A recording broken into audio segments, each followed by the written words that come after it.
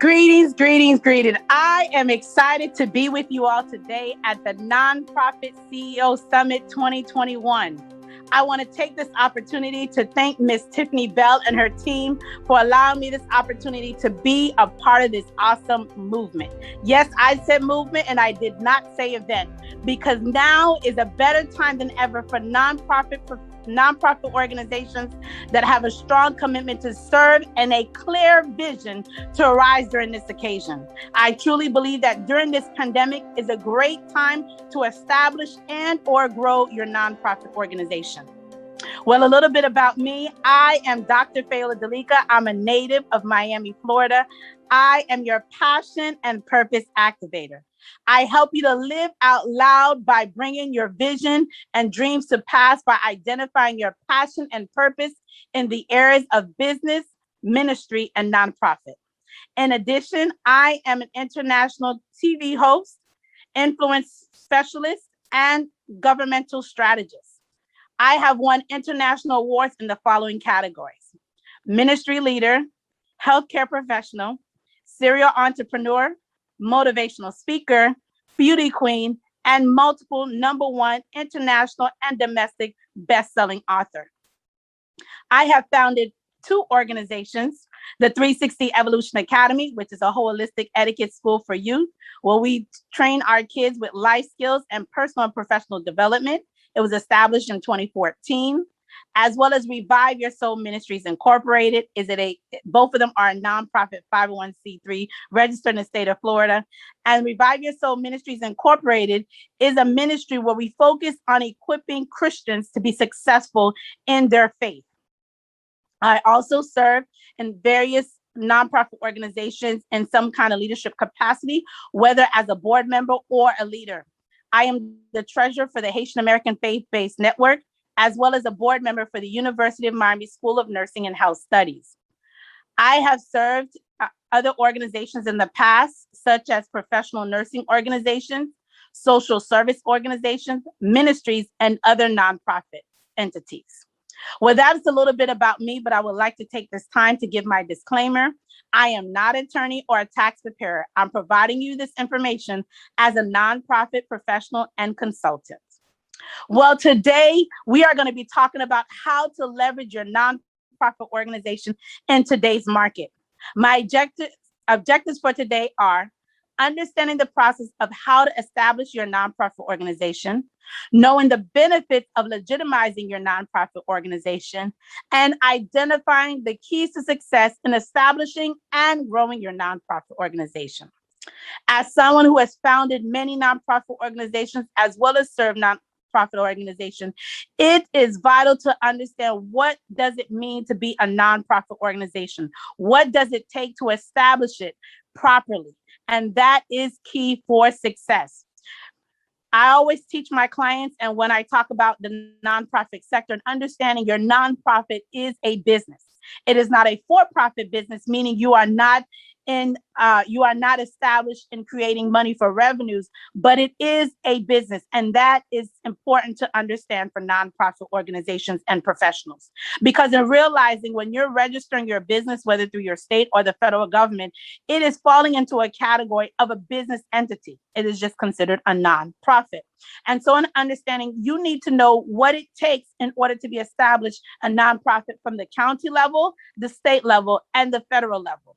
But I always tell individuals before they get to that point, have you done your research? Have you identified organizations in the communities that you are seeking to serve? Is an organization already established in doing what you want to do? And if there is there opportunity to partner, or is there a way that you can make yourself different and stand out from your competitors that are doing similar things that you are seeking to do? This is important understanding because the demographics of the community that you are seeking to serve is going to be important for you to know how to structure your nonprofit organization. Knowing what are their ages, what are some of their challenges, what languages or religious beliefs do they have, what are the legalities of the community that you're going to serve, especially if it's overseas. Knowing that you've done your research will help you to understand how to establish that nonprofit organization and what it will take to be successful. The next thing is having a strategic plan. This is important. As as a believer in the Bible, it says Habakkuk 2:2, write it down and make it plain. And it's important to understand, yes, you can have the dream or the vision in your head, but writing it down on paper helps you to walk through the process, helps you to bring down the logistics to make it feasible to bring this vision of a nonprofit organization to pass.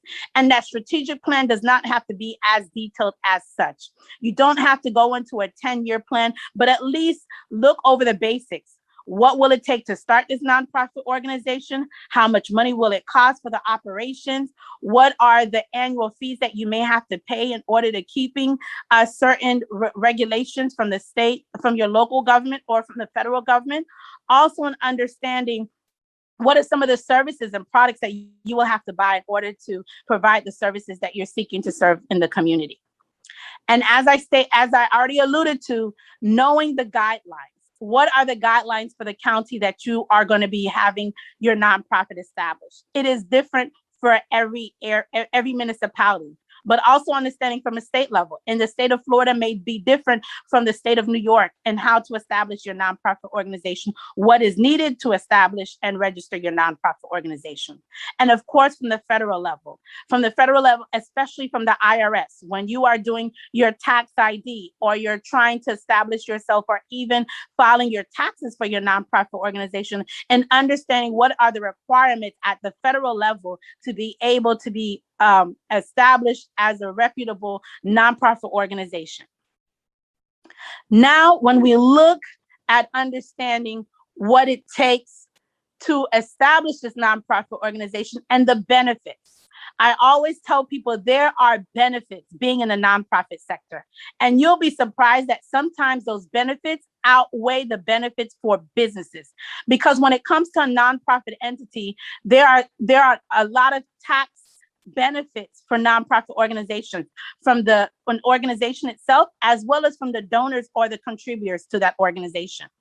When we look at understanding that establishing yourself as a nonprofit organization, doing your due diligence and researching the processes and what it would take from initiating the nonprofit organization, establishing your nonprofit organization, as well as if there's a quarterly or annual things that you have to do in order to stay credible and reputable in the community that you're serving. You don't want to be considered a fly-by-night organization, meaning that you're here today and you're gone next week, or you're gone next month, or you're gone next year. In order to establish yourself for the long haul is doing your due process and knowing what it will take to keep that organization running on a yearly basis. That's why I always encourage nonprofit organizations to become a 501c3. I say that because the 501c3 status at the federal level, because there are some states that also have 501c3 status, such as the state of Florida, but at the federal level for the nonprofit status of a 501c3, it opens doors of opportunities on various levels. As I alluded to, it is benefits from the organization as well as from the donors. Let's talk about from the donors' perspective. From the donors' perspective, they have an opportunity to have their donations, especially monetary, tax deductible.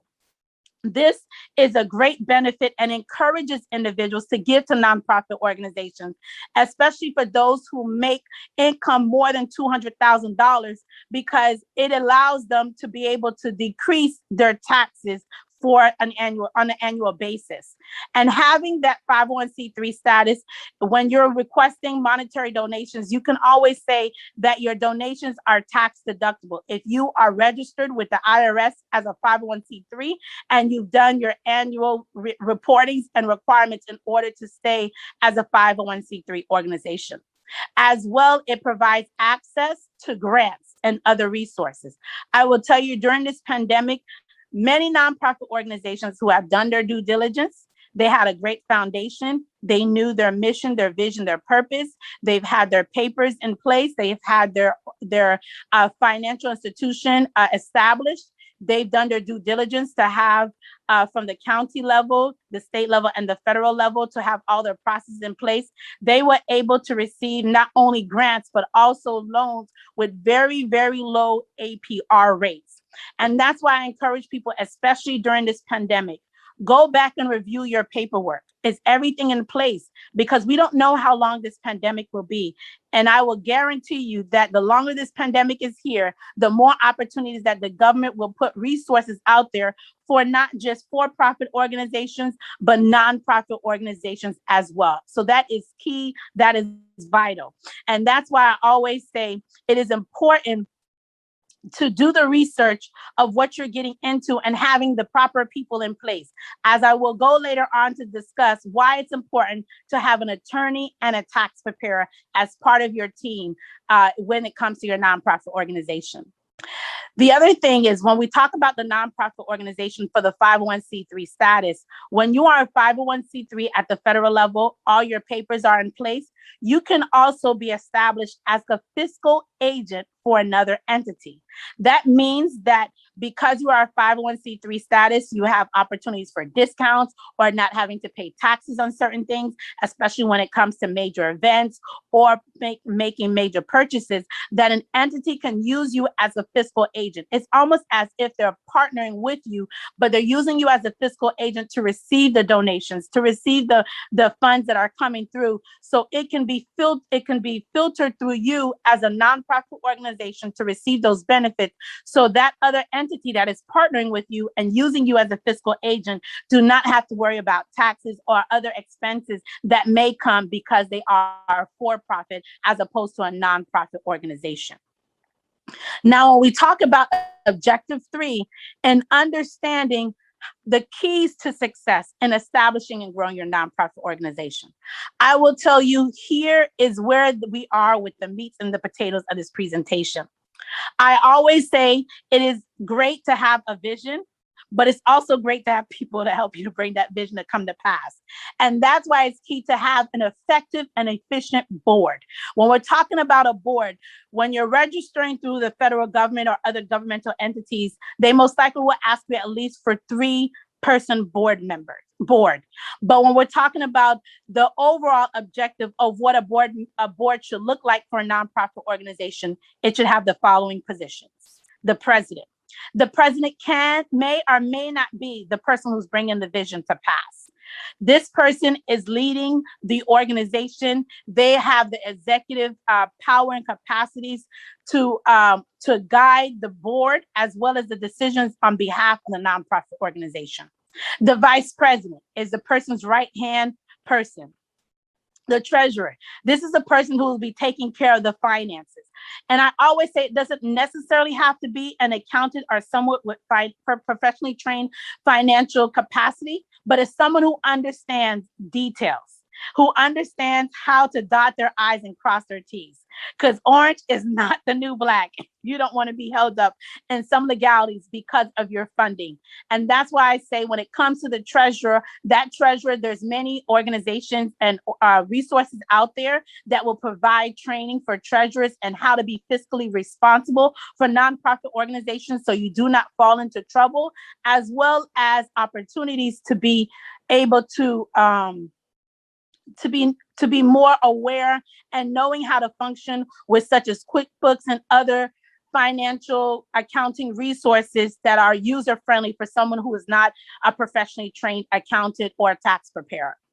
The other thing is a secretary. Your secretary is vital for your nonprofit organization. The reason is because your secretary is keeping records, keeping track, archiving the process and the paperwork for your nonprofit organization. I will tell you, as not only as a founder, but as a board member, it can get crazy when you're trying to keep track of your papers. Remembering when you have to send your taxes to the IRS. Remembering when you have to re-register or renew your organization for your local government, whether at the state level or the county level, and as well as all the other paperwork that comes with being a nonprofit organization. So having someone who is also careful with paying attention to details and as well as is organized, because being the secretary for a nonprofit organization, whether it's a new organization or an established organization, there's a lot of paperwork that comes along the way, and you want to make sure that this person has the capacity and understanding how to keep records properly. Now, when we talk about the other aspect, this is not a part of your board per se, but I think it's also important for success for nonprofit organizations, having advisors. And the three advisors that I would pinpoint for today is having a mentor. This may be a paid or non-paid person. This individual is someone who has the expertise and an understanding what it takes to start a nonprofit organization, as well as what it takes to operate and grow a nonprofit organization. This person will be able to give you insight and guide you through the process of how to stay established as a reputable, effective, and efficient nonprofit organization.